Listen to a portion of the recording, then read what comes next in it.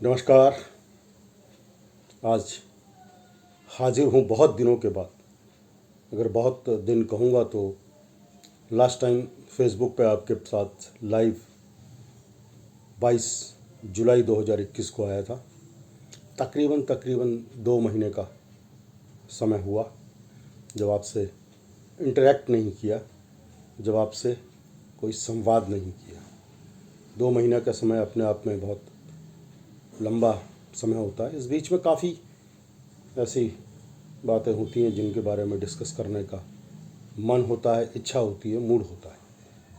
लेकिन चलिए, 2 महीने से ही, वो हिंदी में एक लाइन है ना कि देर आए दुरुस्त आए।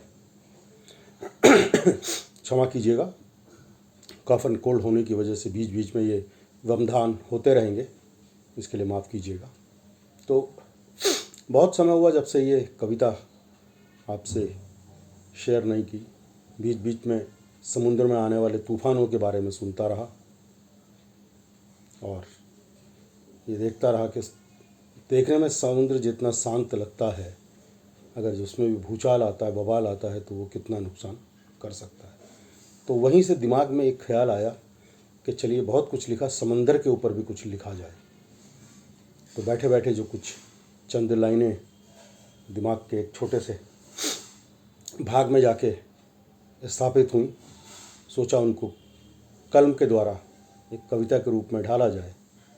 और जब ढाल ही दिया है तो क्यों ना आपके साथ में फिर उसको साझा किया जाए। तो चलिए, साझा करते हैं अपने उसी लेखन को जिसको कि एक छोटे से टाइटल में बांधने की कोशिश की है, जिसका नाम है समंदर। समंदर नाम अपने आप में विशालता का एहसास दिलाता है और विशालता के साथ साथ ये समंदर अपने आप में एक बहुत बड़ा दिल भी रखता है। इसी विशालता के फलस्वरूप ये न जाने कितनी बड़ी बड़ी और विशाल नदियों को अपने आप में समा लेता है। समंदर हमारी इस पृथ्वी का एक अहम भाग है। समुद्र में ऊपर तो पानी है, लेकिन नीचे धधकता हुआ ज्वालामुखी है। जितना अंदर जाते जाएंगे हम और आप पाएंगे कि ये तो एक अलग सा राग है।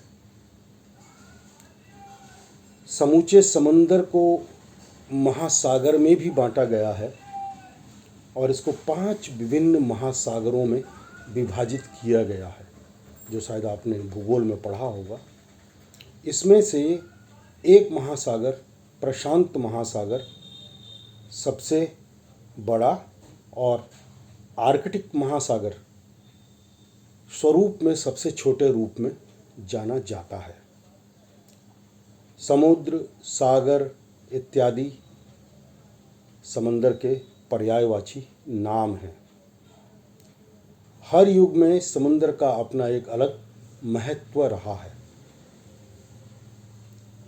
जब जब समुद्र का मंथन होता रहा, तब तब संसार को उपयोगी वस्तुएं देना इसका काम रहा है। विराट रूप है इसका और बहुत ज़्यादा गहराई है। चाहे वैज्ञानिक दृष्टि से देखिए या धार्मिक भावना से, नहीं नाप पाएगा कोई इसको। असीम गहराई है इसकी। इसका शांत जल सबको बहुत आकर्षित करता है और इसके किनारे पर्यटकों को बहुत आनंदित करते हैं। साहसी लोग इसकी लहरों से अटखेलियां करते हैं। इसका समूचा अस्तित्व सबको सचमुच बहुत प्रभावित करता है।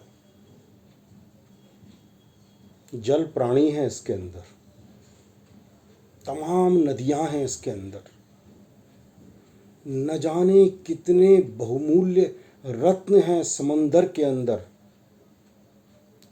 पुराणों के अनुसार जब देवों और दैत्यों में समुद्र मंथन हुआ था, तब बहुत ही बहुमूल्य और आकर्षक रत्न बाहर निकल के आए थे इसके अंदर से।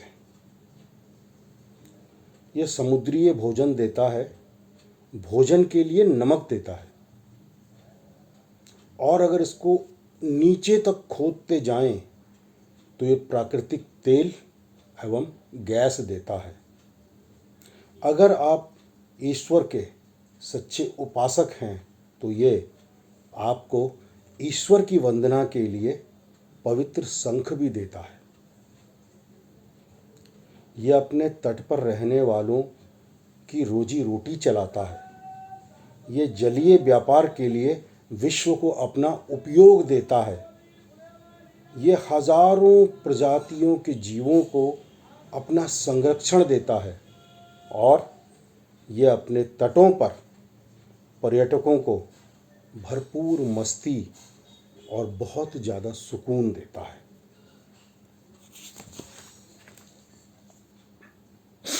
वैसे तो समुंदर का जल शांत रहता है और किनारे पर ये छोटे मोटे हिचकोले लेता है। ये प्रभावित होता है चंद्र एवं सूर्य की गुरुत्वाकर्षण शक्ति से। अतः सूर्य एवं चंद्र ग्रहण के दिनों में इसके पानी में काफ़ी उछाल आता है, जिसकी वजह से इसकी लहरें बहुत ऊपर तक उठती हैं और किनारों पर बहुत दूर तक चली जाती हैं। इसीलिए बोलते हैं कि समुद्र के तटों को गंदा मत करिए। आप जितना इसको देंगे वो आपको ब्याज के सहित उतना वापस करके लौटा देगा। इतना विशाल है समंदर के इसका ओर और छोर कहीं नहीं दिखता है। ये विशाल से विशाल पनडुब्बी को भी अपने अंदर समा लेता है और किसी को कानों कान भनक भी नहीं पड़ने देता। ये दरिया दिल इतना कि न जाने कितनी नदियों को समेट लेता है अपने आप में, और क्या ये हमको इसका एहसास भी होने देता है? न जाने कितने सामाजिक एवं फिल्मी गीतकारों ने समंदर की विशेषता के बारे में बताया है, पर आज तक कोई भी उसकी विशेषता से न्याय नहीं कर पाया है। बहुत ही विराट एवं महान है इसका दर्शन, इसीलिए कोई भी इसकी साहित्यिक गहराई आज तक न समझा पाया है। और अंत में दोस्ती, स्नेह, प्यार, दुलार और साहस है समंदर। जिस प्रकार की भी दृष्टि से इसे देखोगे उसी रूप में आपके सामने आ जाएगा ये विशाल सा समंदर। तो ये थी कविता की चंद लाइनें जो सोचा कि आपके साथ में शेयर करता चलूं, क्योंकि एक लंबे अंतराल के बाद अगर साक्षात्कार होता है या आमना सामना होता है तो यादें कहीं बहुत दूर तक धुंधली पड़ जाती हैं। इसलिए समय समय पर इस तरीके के साक्षात्कार होने चाहिए, इस तरह का विचार विमर्श होना चाहिए और अपने को ये पता लगना चाहिए कि भाई हम लोग साहित्यिक जगत में रहते हुए साहित्य के हिसाब से समाज की क्या सेवा कर पाते हैं। बताइएगा कि आपको ये कविता कैसी लगी, अपने सुझाव दीजिएगा। क्योंकि मेरा फेसबुक अकाउंट बीच में हैक हुआ था तो मैंने नई तरफ से फ्रेंडशिप रिक्वेस्ट भेजना चालू किया है। अगर आपको मेरी फ्रेंडशिप रिक्वेस्ट मिलती है तो उसको कृपया एक्सेप्ट कीजिएगा, ताकि आप सबके साथ में एक लंबे नंबर में, एक लंबी संख्या में विचार विमर्श कर सकूं और आपको अपने विचारों से अवगत करा सकूं। इस समय पवित्र गणपति महोत्सव चल रहा है। ये शायद 19 तारीख तक चलेगा और 19 तारीख को शायद गणपति जी का विसर्जन होगा और उसके बाद 20 तारीख से 16 दिन के लिए श्राद्ध प्रारंभ होंगे।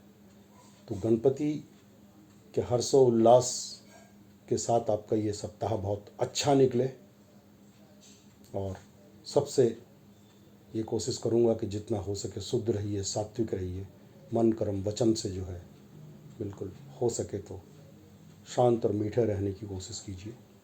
और भगवान गणेश जी से विनती करूँगा कि आपकी ज़िंदगी के सारे दुख दूर हों, सारे सुख समृद्धि सुविधाएं, अच्छा स्वास्थ्य आपको आए और आप उन सब चीज़ों के साथ समाज की दिल लगा के सेवा कर सकें। आपने मेरी कविता को सुना, उसके लिए आपका बहुत बहुत धन्यवाद। अगली बार फिर मिलूँगा एक नई कविता के साथ, कुछ नए विचारों के साथ। तब तक के लिए अपने दोस्त ब्रिजमोहन थपलियाल को आज्ञा दीजिए। चलूँगा, फिर मिलूँगा एक नई उम्मीद के साथ, एक नए सपने के साथ। तब तक के लिए अपना ख्याल रखिए, अपने समाज का ख्याल रखिए, अपने सभी नियर और डियर वंस का ध्यान रखिए। बहुत बहुत प्रणाम, बहुत बहुत धन्यवाद। भारत माता की जय। वंदे मातरम।